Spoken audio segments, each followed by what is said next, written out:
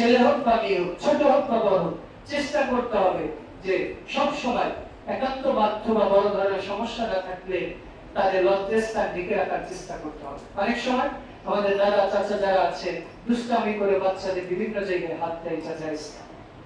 প্রথমত যারা দাদা বা দাদা থেকে উপরে যারা, এরা আমি আমার সন্তানের জন্য যেমন পিতা, আমার আব্বা ওর পিতা, আমার দাদা ওর পিতা, তার উপরে যত আছে সবাই হচ্ছে ওর পিতা।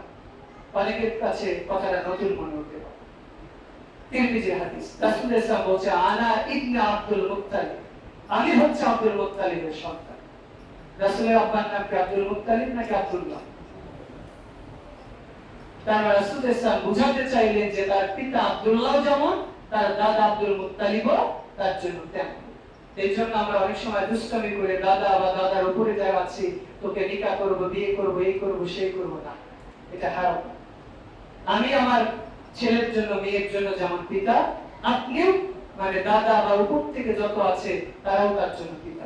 খুব খেয়াল রাখতে হবে এই বিষয়গুলো।